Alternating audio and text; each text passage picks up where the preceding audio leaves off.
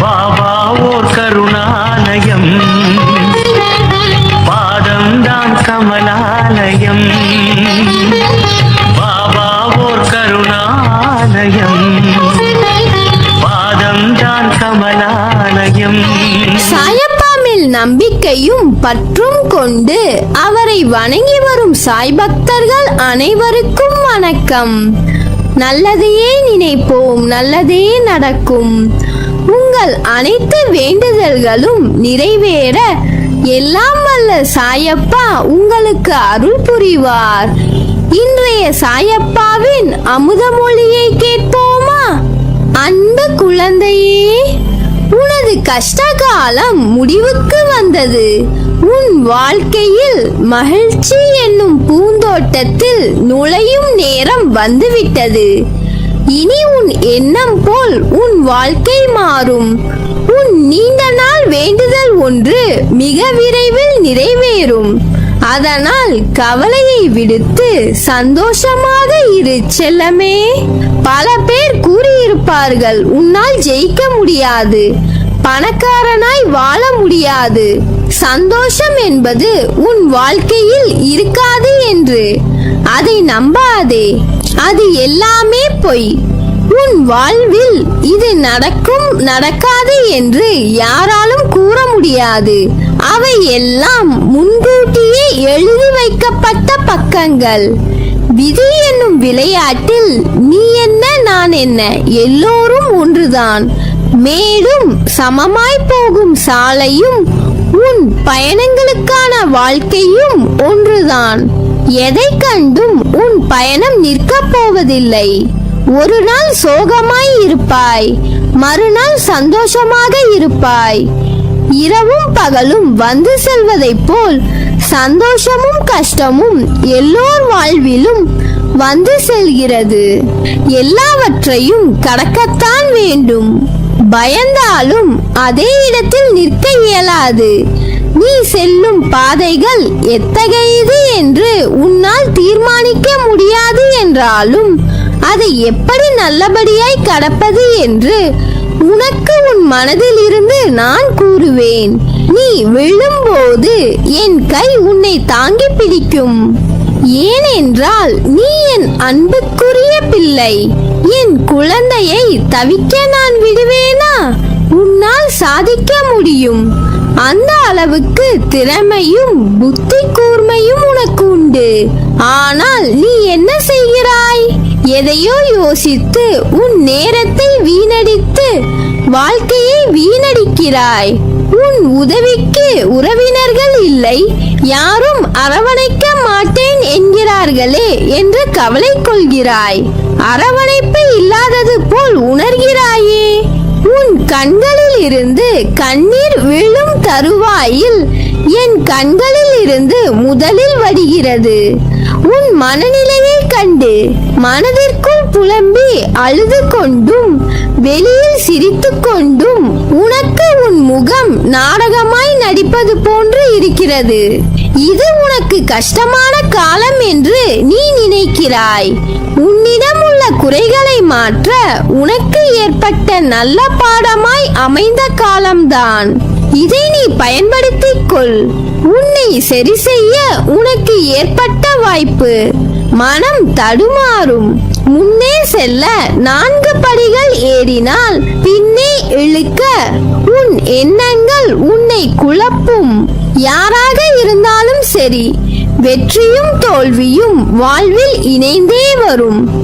ஆனால் ஜெயிக்கும் எண்ணம் கொண்டவர்கள் ஏன் அந்த தோல்வி வந்தது, அதிலிருந்து என்ன கற்றுக்கொள்ளலாம் என யோசித்து அந்த தோல்வியையே தங்கள் படிக்கட்டாய் மாற்றி வெற்றி கோப்பையை வெல்கிறார்கள். அதனால் இனியும் நடந்ததை பற்றி மட்டுமே யோசிக்காமல் இனி நடக்க போவதை பற்றி யோசி. இவ்வுலகில் ஜெயிக்க தகுதியும் திறமையும் மட்டும் இருந்தால் போதாது, இடைவிடாமல் உழைக்கும் எண்ணமும் வேண்டும். ஒரே அடியில் ஏணியின் உச்சியை அடைய முடியாது, ஒவ்வொரு படியாகத்தான் ஏற முடியும். அதே போல்தான் உலகை சுற்றி வர ஆசைப்பட்டாலும் அதற்கு முதல் அடியை எடுத்து வைத்தால்தான் முடியும். நீ இன்று எந்த நிலைமையில் இருந்தாலும் சரி, எதுவுமே இல்லாமல் யாருடைய உதவியும் இல்லாமல் இருந்தாலும் சரி, அனைத்தையும் உன்னால் மாற்ற முடியும். உன் குறிக்கோள் என்ன என்று முதலில் கண்டுபிடி. அதை நோக்கி ஒரு தெளிவான பாதையை உருவாக்கு. ஒவ்வொரு நாளும் ஒவ்வொரு நிமிடமும் அதை நோக்கி மட்டுமே உன் செயலும் சிந்தனையும் இருக்க வேண்டும்.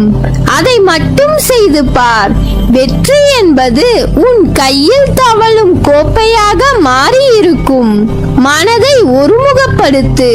உன் சிந்தனை கொஞ்சம் கொஞ்சமாக சீராகும்.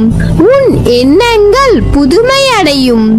உன் வாழ்வில் மெல்ல மெல்ல சூரியனின் வெளிச்சம் உதயமாகும்.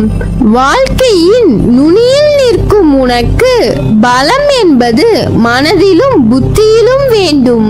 உன்னுடைய கர்மா என்ற பந்தத்தால் பெரிய மேடுகளில் பயணிக்கும் காலம் ஏற்பட்டது. அதில் பயணிக்க ஆரம்பித்த உடனே உன் சாயப்பாவின் துணை உனக்கு ஏற்பட்டது.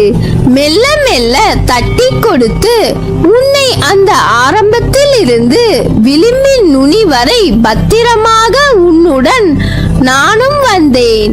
இப்போது மேடுகளின் விளிம்பில் நிற்கிறாய். அதை கடக்க உன் அப்பா எல்லா அவதாரமாய் உன்னுடன் இருப்பேன்.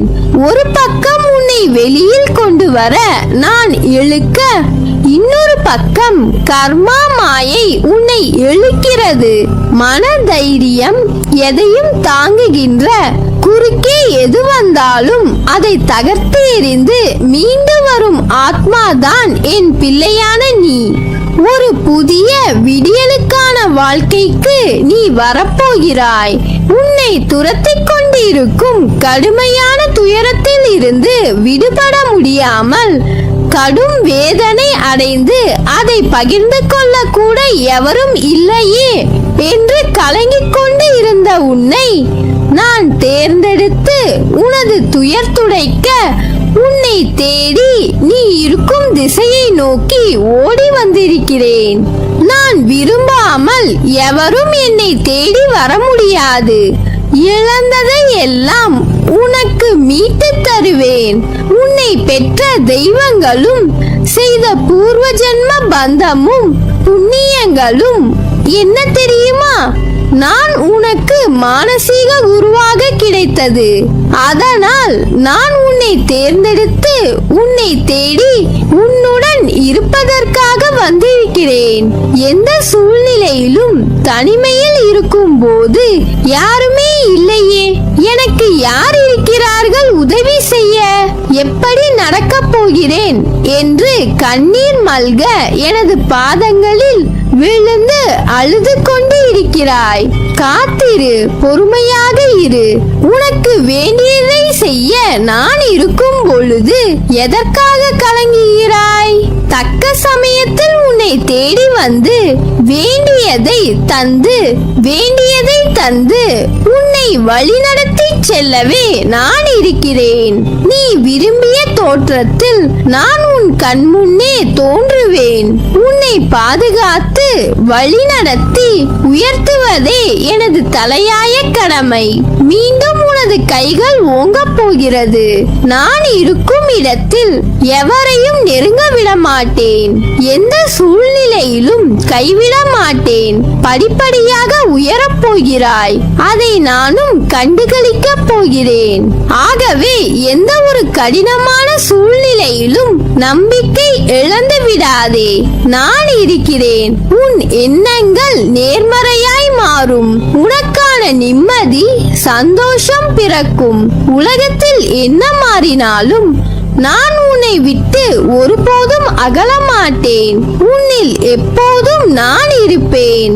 உன் அன்பின் ஆழத்தையும் உன் பக்தியின் தூய்மையையும் உன் விசுவாசத்தையும் எவ்வளவு உன்னதமானது என்பதை நான் அறிவேன். நீ ஜெயமாக எல்லா செல்வ வளங்களையும் பெற்று சீரும் சிறப்புமாய் நிம்மதியான மகிழ்ச்சியான வாழ்க்கையை பெறுவாய்.